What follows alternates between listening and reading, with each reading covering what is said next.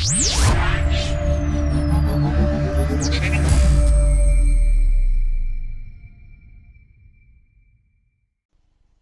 shaking, guys? Luke Dancy here. Hope you're all doing okay out there. We're gonna have a fun little chat today with one of the finalists from this year's Britain's Got Talent, the season that just ended, just wrapped up. We're talking about this guy right here, Mr. Damien O'Brien. You can see him here in this clip. He's performing for the one and only Mr. Simon Cowell. And it's hard to talking about the guy. Why don't we just go ahead and bring him in right about now? Damien, what's up, buddy? Hey, what's up, man? How you doing? All right, I'm doing good, man. Thanks for doing this. Appreciate the time. No worries. I'm really looking forward to this. Yeah. So you are fresh off of BGT. How are you feeling out there, man? That's a pretty exciting thing. How are you feeling out there? It's crazy. Like, since the whole thing, it still feels a little bit surreal and trying to take it in each day. But, it's been an amazing experience. And I'm just so glad I got to get all the way to the final and, live each step, because it's just been an amazing experience. Yeah, and that's the one thing I always want to talk to people that have been on these shows, but unfortunately with Facebook and YouTube, and you know all about this world, when you start running clips from their shows, they end up pulling the clips. So unfortunately, I can't show you in action. I wanted to, but I'm sure they would be pulling down my live feed, and I don't want that to happen. Yep. So, yeah. But I do have some clips that you perform in. I'm going to show those while we're chatting and getting to know you a little bit. So, yep. The guys that aren't on your side of the world, over on your side of the pond there, why don't you let the guys know where you are, what you do, and then we can start asking questions and getting to know you a little bit better after that. So I'm a close-up magician from London. I've been doing magic now since I was 13. I'm 35 now, so getting on a little bit. And my style of magic is obviously it's all close up. I do a bit of hypnosis as well, a little bit of mentalism, but I try to do a lot with technology and stuff like, I like to do stuff with everyday objects. We all carry phones with us, so that was the whole idea with my BGT stuff, was to do stuff with phones all the way through, because I just felt it's something everyone can relate to. Everyone's got one. And yeah, that's a little bit about me and the sort of style I like to do in magic. Cool. Yeah, and I know you do a lot of street stuff. You like to do the walk around type of stuff. And one of the really cool things about you too is you've also, and we just talked about this before we went live, you do a lot of brand deals, which is pretty cool. Yeah. What's the one you just mentioned to me? You got to mention that one. That's a big one. So I do quite a lot with Apple, which is obviously one of the biggest companies in the world. It's amazing. And how that sort of came about was I was doing a gig for a big charity hospital over in the UK called Great Ormond Street Hospital. And it all came from there, and they just saw me, and then about 5 years later, they was like, "Oh, we want to do some work with you," and we just got chatting, and bit by bit, we ended up creating a partnership. And yeah, I do quite a bit with them. A lot of it stays very internal, but it's a great deal to work with. Cool. And why don't you talk about what you're doing here? I know this is one of your one of the clips of you here on the street performing for some people. Why don't you talk about this style of magic and why it is that you like doing this type of stuff? I love doing this sort of stuff because, again, when you're taking a personal object from someone, the trick then becomes personal to them. They love it. And this sort of one is so good. This is a City Prediction, and this was for Food Network. I was filming a bunch of shorts, and they was using it instead of having ads between shows. They was putting clips of me doing magic to make it a bit more interesting. So street magic, when it's done this close and you're doing it with an object, I think it's just so much more intimate, and it just comes across so strong. And this woman, she was just brilliant. She freaked out quite bad after she was going on for a while, how did you do that? How'd you do that? You'd never know that restaurant. So, and it's such a great trick because it really can be anywhere. I mean, it's so precise. You could get the door number if you wanted to of someone's home, but it's brilliant. It's such a brilliant trick. And what's the craziest reaction you've ever had from doing stuff like this? Because you're in a very raw environment. What's the craziest reaction you've gotten? I've had people where they literally just run off. One guy, we just done, this was years ago, where it was just, we used his basic cap, he was just holding it in his hand, and it's just like a basic sort of color change from, usually you do it in the palms of people's hands. I just put the card in his hat. He threw his hat at me and ran off and didn't come back and didn't take his hat. Oh wow. I was like, it was like one of the funniest sort of things to me. I was just like, okay, dude, you just left your baseball cap here, like, okay. But I just found it really funny. But then I have had someone before go completely silent and just not be able to talk after, which I just thought was so amazing. Like, that's the great thing about magic. We get so many different types of reactions, from stunned silence to really loud hysterical to, people just can't stop smiling and laughing. I love it. And an honest question here, based on what's going on right now in the world. No, I'm not Mm, talking about the American elections. Um, the virus, the other thing that's going on. yes. Um, how do you think street magic and this style of magic that we just saw you performing, how do you think that's going to change, going forward?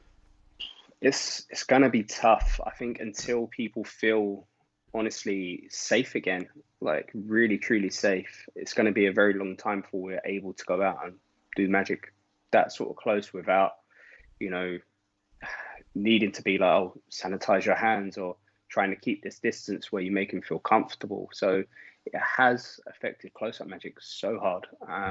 So I think it's going to be a good while, but fingers crossed, the world finds a good vaccine where, we're all going to be safe. It's trialed properly and we can all get back out there doing what we love, because I miss it. I miss it so much doing close up. It's a Yeah. shame.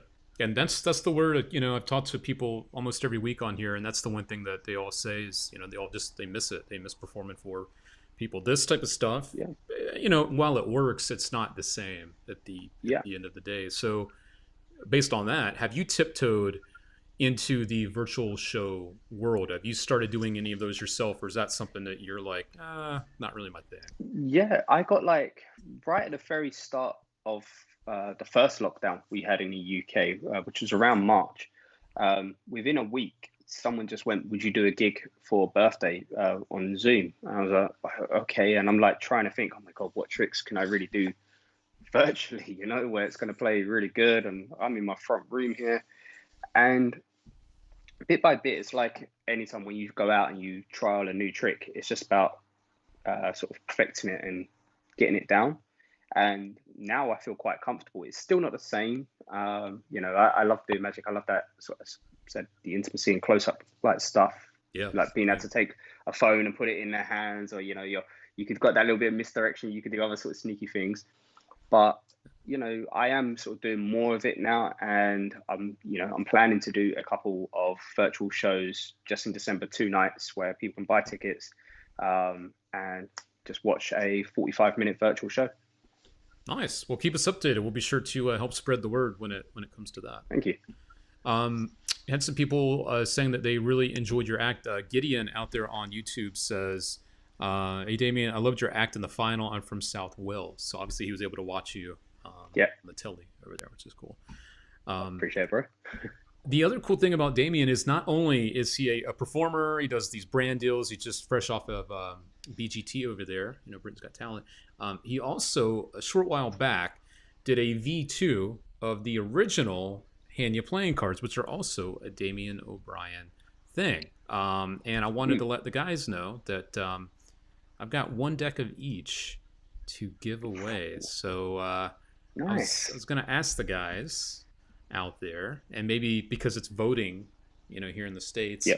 if we should do some kind of vote on if it's Facebook or YouTube that gets the V1, which one gets the V1. I like that. I like that. Um, That's cool. so yeah, so maybe what we should do is whichever post gets the most likes between Facebook and YouTube, that's the one that'll get the V1, and then the other one will go to the post that didn't get as many likes. How about that? I like that. That sounds good. Cool. Yeah. So I've got the trailer for the originals queued up. Why don't we talk about those briefly? This is not a product plug today, guys. We're not here to talk about products, but I can't ignore the fact that these playing cards exist, obviously. Uh, so why don't you talk about where these came from, the background? I know more about them than most people do, but why don't you tell the guys about the beautiful Hanya playing cards? And here comes the original trailer. You can talk while this is playing, obviously. So So the Hanya playing cards, the idea of it was I've got a Hanya tattooed on me, and I love Japanese art. I used to work in a tattoo studio, and Japanese art and tattoos, like they all have amazing stories about them. Man, Hanya was like, the thing behind it was the the bride who grew so jealous she grew horns, and I've experienced that through life. Like so many of us have like a bitterness, jealousy, two-face sort of stuff, and people telling you to do one thing and they really mean another. And I just love the whole look and the minimalistic design of it all. So I really wanted to bring this to life on playing cards and my love for tattoo art into something that I carry with me every single day, which is a deck of cards. So the V1 was just a beautiful, elegant design. The gold cold foiling on there, and they was on the Carter Monday stock, and the B9 linen finish, and they just feel incredible. Like I've literally got a deck sitting right here in front of me right now. Nice. And I always say the photos don't even do it enough justice. Once you get them out the deck and you see them up close, that gold really pops. It just looks nice. The feels like a luxury deck, and they're just so cool. And I've only ever had positive reviews about them. People seem to have really liked them. I love the fact with the box as well, if you put 3 together, it builds the whole mask. And yeah, the V2s there, they was a bit of a thinner stock, so they was on the crushed stock, and they're just like butter. You can take them out of the box straight away and spring them amazingly, and they feel really cool. And I believe it's the first ever deck to have red foil on the actual cards. I don't think any deck had it before that, so that was really cool. And I just, I liked the red design. I just thought it sounded different. Like, I always like, the black and red sort of colors and everything. So it was just a nice sort of one to do. You understand that a lot of people will just go straight into, oh, let me do a whole red back card or something. Where I was like, no, or like red and silver maybe. But I wanted to make sure I did something different to everyone else. Nice. Yeah, I mean, the response, obviously, people haven't seen every deck that exists, so I'm sure some have seen them, but some haven't. And the ones that haven't are already saying things like, these cards look incredible. Braden is saying that the design is super appealing. True that. It's nice, but it's not too much, which is why I like them, myself. Yeah, it's not like over the top in your face. And I've always tried to do a thing with playing cards that I never wanted to put like my logo all over the thing. Like, right. Obviously, I know I've got it on the bottom of the tuck, but nobody does that. Yeah, I just didn't want it. Like for me personally, I was just like, if I was, really like, David Blaine. Obviously, he's David Blaine. Yeah, it looks great, and I love his logo anyway. That split blade looks amazing. Yeah. But for me, I just thought like I wanted to always do something that represents me, but it's not just my logo. And that's why obviously the mandalas, which I did with you guys, the first deck, again, was about my love for tattoo art, and again with the Hunyas, and I just felt they represented me enough without having to say Damien O'Brien on the box, really. So yeah, I mean, it kind of goes with your personality, your character. I mean, I've only met you in person, I think once officially. We probably crossed paths, but Blackpool. But the cards definitely seem like an extension of you. You're very laid back, for sure, chill, and you're not like all in people's faces. So they definitely are a good representation of you. Something else I found out about you when I was looking up some clips, of you performing that aren't on television that are gonna get me screwed here. I found one of you doing something to a girl where you are doing some hypnosis, and I thought I would run this clip and let you talk about that side of you. That's something that to me it's kind of like pickpocketing. People, they hear about it, they look at it, they kind of wish they could do it. I think hypnosis is kind of like that too. A lot of guys wish they could do it, but they're kind of nervous because how do you really practice that? So why don't you talk about this clip of you and this gal out, and you're hypnotizing her. I think you had her forget her name. So there you go. So this was in Crete. I was doing a campaign with Coca-Cola where it was loads of influencers was invited over to Crete into this massive villa to just basically make content and have fun. And hypnosis, like, I got into it quite a few years back now, and I would say for anyone who's nervous about it, the best thing to understand first, it doesn't matter how good you are, at some point you will fail. Not everyone is suggestible to being hypnotized. You'll get some people where you can make maybe their feet stick to the floor. Then the next command you give them, that you're like, I could say to them, "Oh, forget your name," but they're able to say their name. It's very strange the way it works. I've even had people, you do the whole thing, you go, "Oh, sleep," and they're on your shoulder. You give them the command, and they're still doing everything like they would normally do. But then you get some people who just really buy into it, and I always say, never force it. With hypnosis, you've got to have it. If someone really, really wants to be hypnotized, they will be hypnotized. Like, anytime I've had someone kind of like, "Oh, I don't know if I want to do it," or their friends have kind of pushed them towards it, it's very hard to get them to sort of go under and be suggestible to everything. So by hypnosis, I just think it's something like, we can do tricks and everything, and people might talk about it. Hypnosis, they're guaranteed to talk about it. They're going to be telling their friends the next day, "Oh God, this guy, he hypnotized me, and I couldn't remember my own name and everything." And this girl Siraj, she was just brilliant. She was the one of the perfect people to hypnotize. She forgot everything. She couldn't remember her name. Right now her hand is stuck to her face and her hand is stuck to her head. So it was like really weird. Like, people just all around like laughing at her. And then you just give one simple command and that's it. She feels okay. And then I started doing other bits where I was like, "Oh, every time like I snap my fingers, now you're going to start laughing uncontrollably," and stuff like that. So now she ends up having like belly fits of laughter where she can't control it and starts feeling drunk as well. So it's great. Love it, love it. So you mentioned that you found her and she was perfect for this. Did you have to go through some other people first in order to find the right person? Because I know hypnosis is like that. Yeah. Yeah, for this one, no. Like, I Cool. was doing a bunch of other tricks and I was just watching how she responds. There was never a question of her like doubting anything.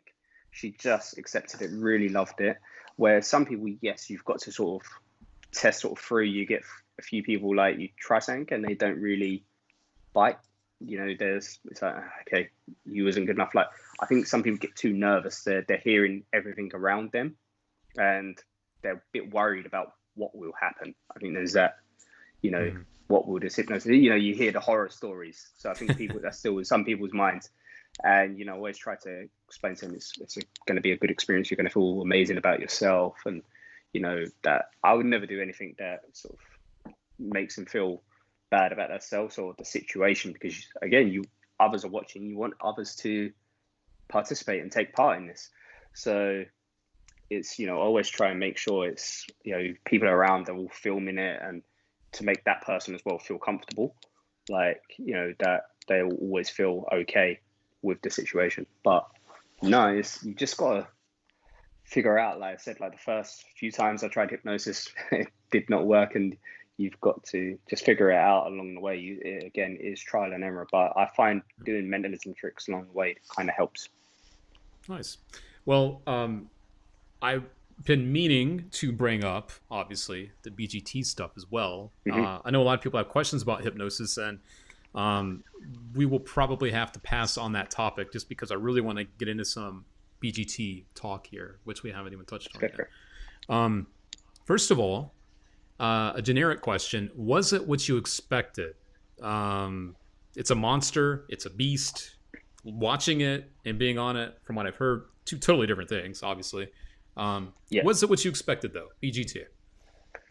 I don't think whatever expectations you have for the show, forget them immediately, because it's like one of the best things is like, one of the best pieces of advice I can give you is like, don't expect anything from it.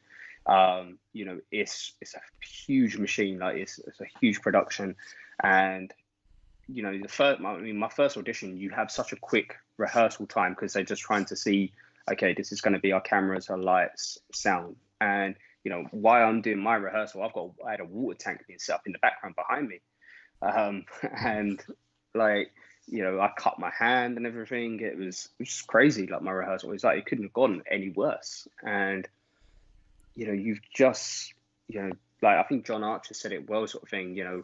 You are just like a tin of beans on a shelf, like, and you're you're replaceable really easily. Like, you've just got you're not the best thing for them. Like, it's a TV show first, a talent show second. So I think that's a good thing to take into mind, like where it's not always about the talent, unfortunately. Yeah, I mean, you're right. It's reality TV pretty much at the end of the day. Sure. It's a talent show, yeah, but it's TV. Yeah, it's like, I mean, they had a dancing dinosaur on there where there was someone who was super talented who should have been probably in that live shows. Yeah. Any advice, whether it be the audition, even getting the courage to do it, or any advice you found along the way that you've shared with other people, or stuff that just think to yourself, I wish I'd known this before I'd gone on the show? I would say have a good team behind you. Mm-hmm. People who potentially have done the show before, reach out to them, get their advice, because it does help. I would say try not to go over crazy. If you're going to do something new, obviously it's good to always do something new, but try not to go over crazy where you've never really practiced it before and you've got that chance of messing up. You want to go out there and feel really confident in what you do. The hardest thing is, it is the audience. There's a lot of people there. You've got to try and block it out and almost like, I'm performing for 4 people. That's it. Like the judges. And that was my mind. I kept telling myself that I'm just doing a close-up performance for 4 people at a table, like I've done a million times. And I felt like that helped me. It's a long day, so prepare for it. Be prepared to be sitting around for ages before you get called in. So use that time wisely, like, run over your lines, your script, make sure it's tight, and that you're going to, as soon as you go out there, it's just all going to feel and flow naturally. It's normal to have nerves, so don't be worried about that. But just try and be calm, but most of all, enjoy the experience. It's a huge moment, so enjoy it. Well said. Well said. And I know you said to manage your expectations and all of that, but one really cool thing is, out of this, you didn't win, which there's always a chance that you might not win. But a lot of good things have come from you going on the show. And I think that's something that's important to remind people is, it's not just the one thing at the end of the tunnel. It's not just the one prize. Like, I'll let you share more of what's going on with you if you can share much of that. Yeah. But, you definitely get something from it, even if you don't win. And I think a lot of it comes down to the person, is what you do with it. I think that's a good thing for people to understand too. Yeah.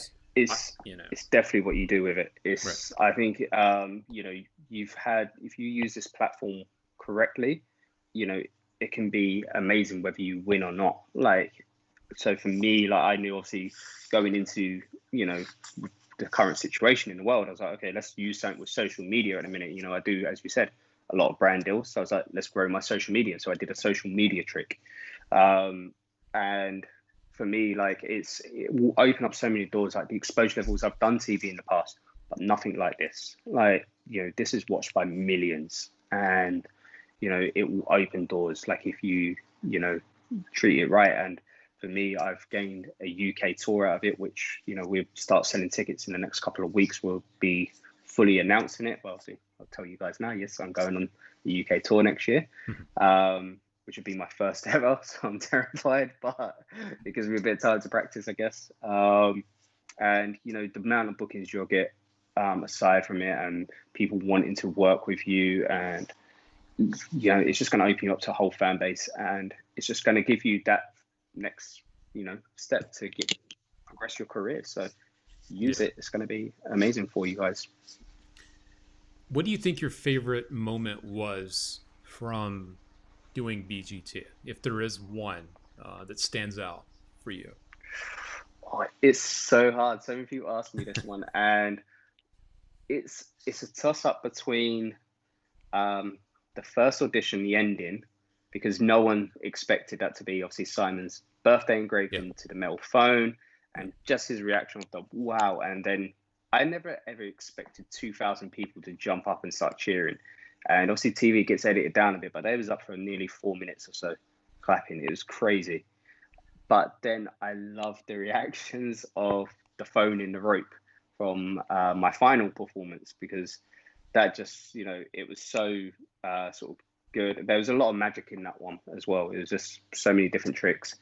And I just loved Ashley Banjo's reaction to that, how he was done. Right? It wasn't even done to him, it was done to Amanda, but yet he was just mind blown, just like her. And I think it's so hard. I'm gonna go with the first audition, because All right, I never expected it. It was kind of fun. We have a mutual friend in Russ Stevens, and Yes. at the very first day I got to Blackpool, for those that don't know, Russ is the main magic guy for Britain's Got Talent and some other shows. And so Russ had some footage on his phone of your act that I actually got to watch. So it was, I ain't even seen that. I've never even seen the raw footage. You won't show me it. Yeah. So it was cool knowing what you did with the John Miranda phone and all that fun stuff. That was really cool to see the engraving. And if you guys, again, if you're just joining us, I can't show the footage myself just because of copyright issues, but you should definitely all do yourself a favor after this. Type in Damien O'Brien BGT and watch his performances. He did some really fun stuff on the show, and I think the last one that he did with the phone, it'll probably fool you with the rope and the phone. I'm not going to ruin it by saying what happens, but I've given you enough already. So yeah. Got some questions coming in for you. Mike D on YouTube would like to know, Damien, who was inspired you in magic? That's a great question out there from Mike. I got into magic. I mean, when I got into it, David Blaine had just first stepped on the scene, and he was doing his street magic special. And that just, I don't even see magic like done like on the big stages and stuff like that, Copperfield and those kind of guys, and Henning. And so to see this guy just doing stuff with a deck of cards and coins from people's pockets, I loved it. Like, and that was it. I was like, I need to learn this. And I got hooked, and I ended up finding Davenport's Magic in London, and that was it. Like, I loved the place. I was just like, oh my God, it's like a secret club. I love this. And just kept practicing, and that was it. Cool, man. All right. And if you guys have any other questions for Damien, feel free to drop them in the comments. I am watching. Okay. This is one, I've seen a couple people mention this, and it's totally up to you, but Naman is out there, and he said a few times he sees your decks behind you there, and he's like, show us your deck collection. I'm sure there's probably too much to show you, but there's a lot. I've got like so many. Like, I think the other side, there's probably like the better ones where you've got all the Hanyas. There's loads of like rare ones are on the shelf. I've got like the red gator backs and stuff like that, which obviously are really rare from Blaine. I've got like the private reserve Daniel Madison's around. I've got way too many. Naman says, do you have like maybe a top 5? Do you have like a top 5 decks from your collection? Do you have a few favorites? Yeah, top 5, which will shock a lot of people. Green Gatorbacks are one of my favorites to use. I love the red borderless dealers by Daniel Madison. Abstract playing cards. Not many people have ever really seen these. These were just like a Kickstarter thing, but they're super, super cool. So yeah, let me just bring that down. They're just really, really different. They're great for cardistry. I'm just going to say it because they're mine. The Hanya V1. I was just so proud of them when they came out, and I use them every single day. I love the Hanya V1. And then after that, it's got to probably be the Black Rounders. Black Rounders were one of the first sort of real proper custom decks I got, which I was just blown away by. I was just like, this is ridiculous. Like, it just felt super, super nice. So, and like, I was lucky enough to get them before Daniel ever released them. So yeah, they're one of my favorites. People are really paying attention, by the way, to where you are. JR says, not magic related, but I noticed all the Star Wars stuff. What's his favorite Star Wars movie? Wow. Empire Strikes Back. It has to be. It has to be Empire Strikes Back. It was just such a big one when I was, obviously it came out before I was old enough to really know about Star Wars, but Star Wars were the first sort of films I got gripped on as a kid. Mhm. And I'm a big collector of a lot of the rare stuff and replicas and stuff like that. So like the Boba Fett, which is sitting there, it's like 252 of 750 Whoa. Wow. of like a collectible. There's a Kylo Ren one there, which is in there, and I've got like Stormtrooper helmets. I've got lightsaber replicas, and I've got all sorts. I've got so much stuff. My missus is just like, "You're such a big kid." Nothing wrong with that, man. It's someone named Luke. I can't argue that. Yeah. A real quick question. My buddy Leon is out here as well. He's over in Ireland. He wanted to know, and he's also saying happy birthday to Russ. It was his birthday the other day. Yes, it was. But he wanted to know, and I'm trying to find the question to bring it up, but he wanted to know if you're doing any performances maybe over in Ireland anytime in the near future. Any plans for coming over to Ireland? So with the tour, we've got a 21 date tour guaranteed at the minute, but we will be adding more dates. Unfortunately, we're waiting for the theatres to actually open for someone to be there to answer the calls. Yeah. So we are planning to do something in Belfast, but if not, I do plan actually to go over to Belfast and meet up with a couple of friends over there. So if I do, I will post it. So you're more than welcome to come hang out. Sweet. All right. Let me see if there's any other questions magic related. Yeah. Actually, here's a question for you. Because I've never done it myself, and I'm talking about going on any of the Got Talent shows. I'm a big chicken. When you're on the show as a magician, right?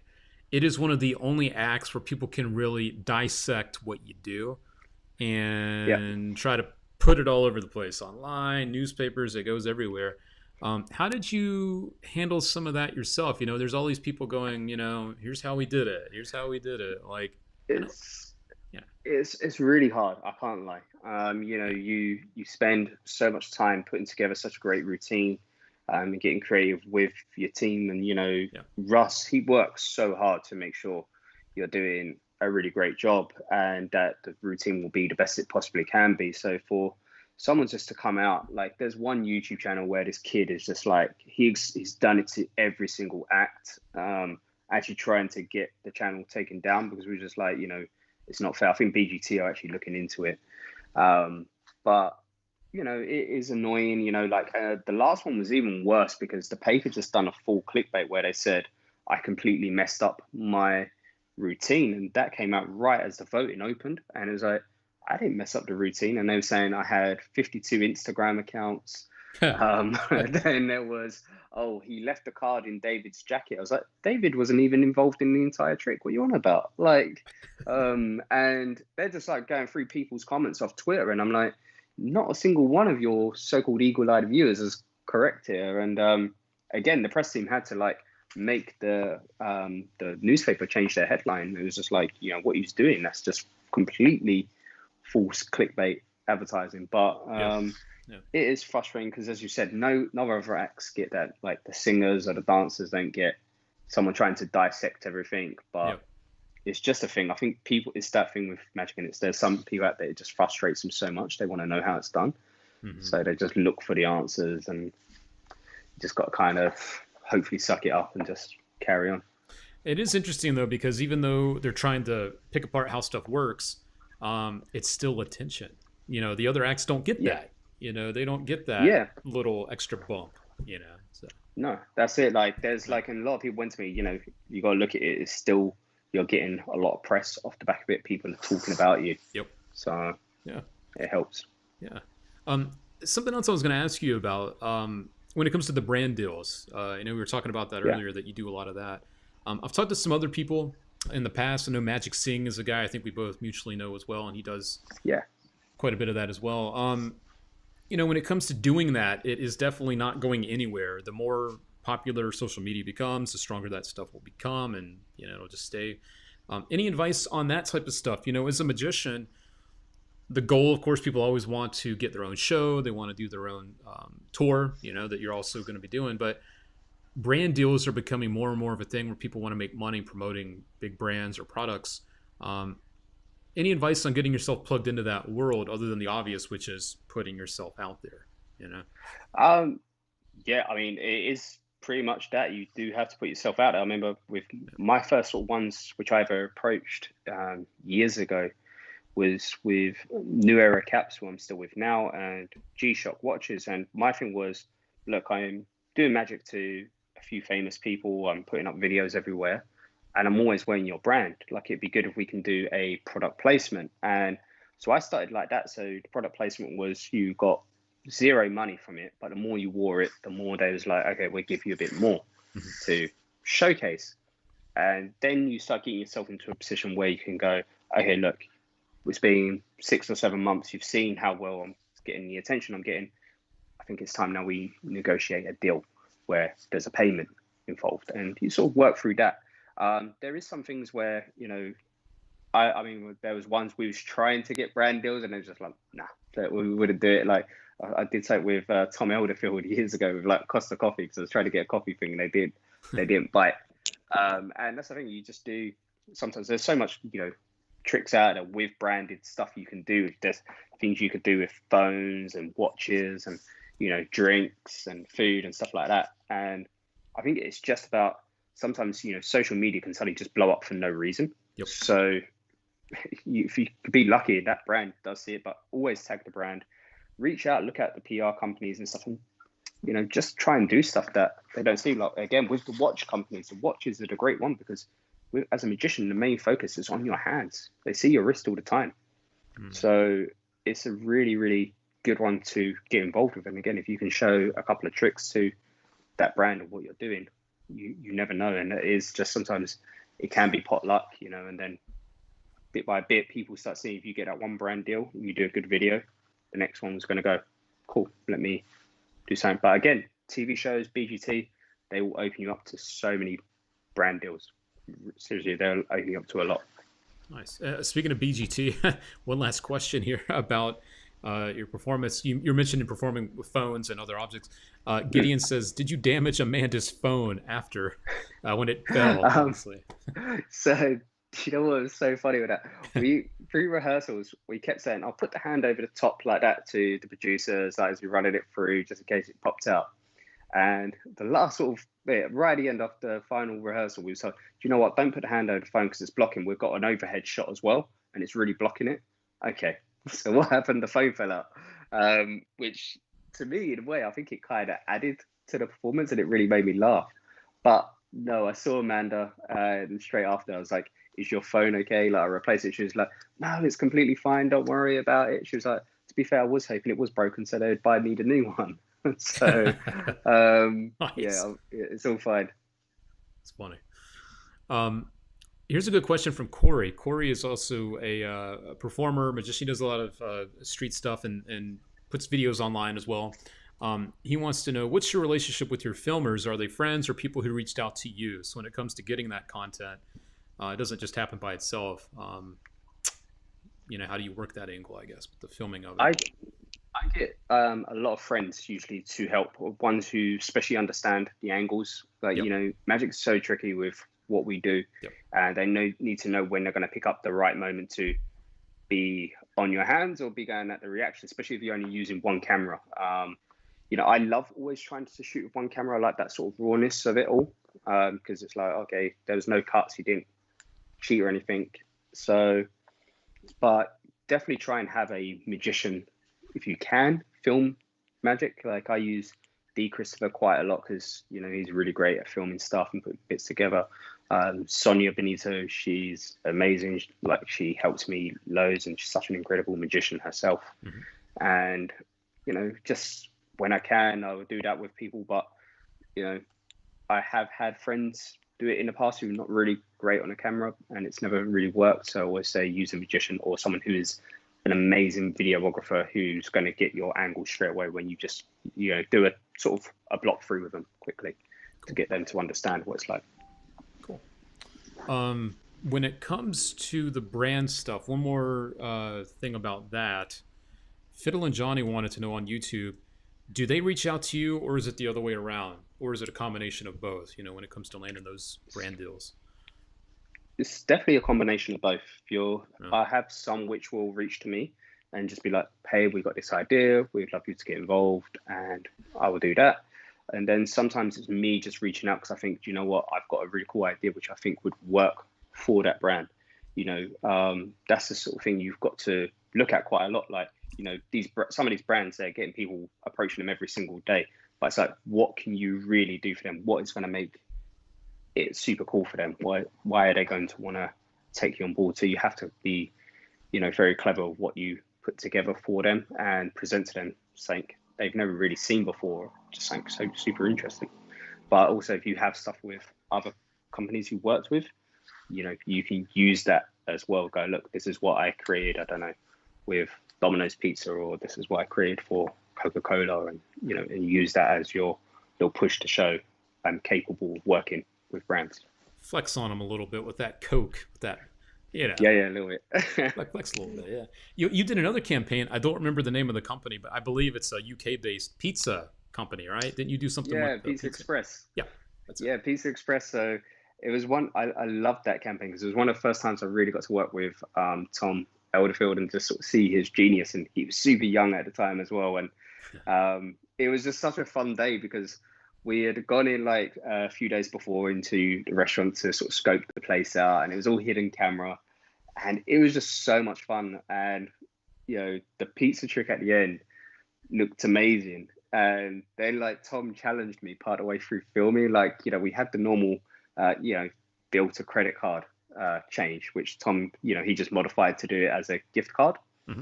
And he was like, I dare you to flick it and see if you can almost like sort of snap it and close it at the same time.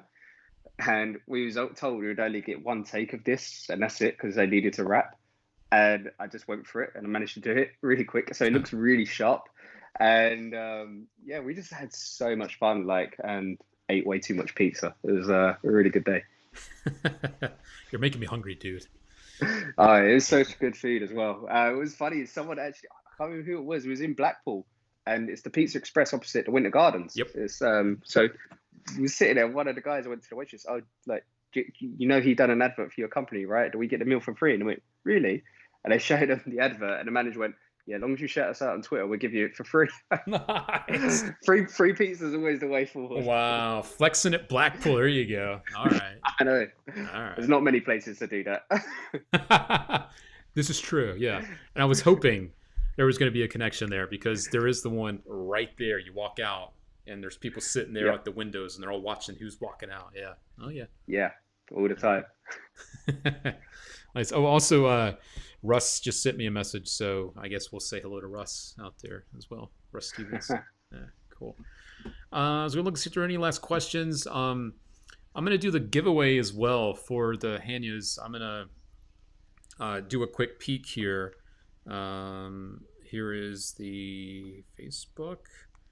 All right, and then I got the YouTube. Let me just look at that, and then we will pick which one we give the V1s to. So this one has more, so YouTube's going to get the V1s. Okay.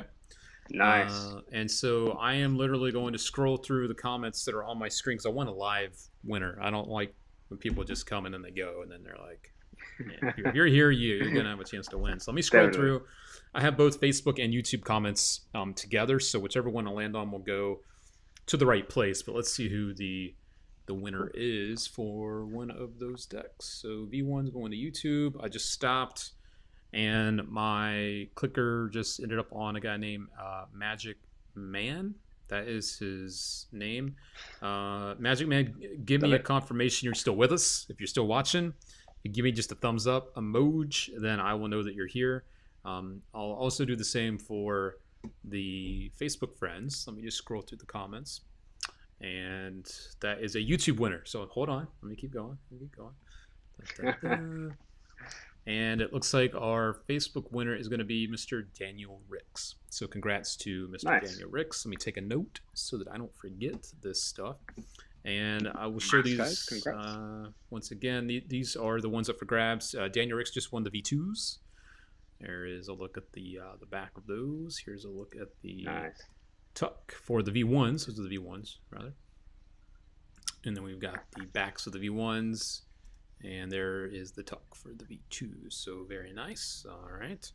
So got my note for that. And then let me see if our YouTube guy is still here. He hasn't given me any confirmation yet that he's still hanging with us. So, oh well, we're going to find someone else on YouTube. Here we go. There you go. This is what you guys get for hanging out live. You know, we only do giveaways sometimes just for the live people. And I just landed on Braden F. So Braden F for hanging out with us live. If you just give me a thumbs up emoji, I see your comments flying by. But to get confirmation, give me the emoji, give me the little thumbs up. And Gideon wanted to know, are your decks for sale? Are those available anywhere, Mr. Damien O'Brien? Can people get those maybe from magic shops? Anyway, I don't know. What do you think? I think the V1s you can get from the magic shop. I ain't got none of them, like other than a few of my own personal ones left, because there's a while back. I've got a couple of the V2s left still, but not many of them either. They just all went like really quickly. Like they was really popular. I think because when I've done the mandalas with you guys, like they done super well, and so I was really like happy. Like a lot of people actually keep going to me now. You're gonna do like a fourth deck, and I'm like, I don't know. Like, I have no idea what I want to do for a deck yet. I need to make sure it's correct. You know, if I do it. Yep, I hear you, man. All right, so I actually I do have a design. I'll send it to you after. Like for an ace, it's really cool. I'll send you a picture after. Okay. Like, so you can see what it looks like. If you were one of our two winners, Daniel Ricks, he is a Facebook winner. So if you want to, you can drop us a message on the Facebook on the Murphy's Magic page, or you can send us an email. Both of you guys can also send us an email, social@murphysmagic.com. Social like social media at murphysmagic.com, and we will get those decks out to you. So congrats, guys. Thanks for hanging out live. And that same goes for Mr. Damien. Yes, let me bring in the sound effects. Let me bring in the applause. I know you won't be able to hear it, but it's coming in right now. So congrats to the guys. Love it. On winning some free stuff. All right. So, Mr. O'Brien, I'm going to let you roll, my friend. Thanks for the time today. Thanks for answering some good questions. And I got to know a little bit more about you, especially the Star Wars stuff. That's cool, you know? So, super nerd. Yeah. Super nerd. And definitely, guys, once again, do yourself a favor. Head on over to YouTube. It's wrapping up. Type in Damien O'Brien, BGT, and watch his stuff. You know, the stuff he did on there was great. And also, while you're at it, make sure to follow him on all the social media. Damien, if you want to give them any details on how they can do that, the floor is yours. Yep, just at Damien Magician on all of them. So hit me up, and just check out some of the new content. There's loads more going to be happening in, the next few weeks. So definitely give me a follow. All right, you guys heard it, at Damien Magician. And it's Damien with the E. You got to make sure you do Yeah. Like how it's right up on the screen right now. Over there. Cool. All right, guys, we're going to get out of here. Stay safe out there. Be good. And thanks again. And from Damien O'Brien and me, Mr. Luke Dancy out here, we'll catch you next time. See you guys. Okay.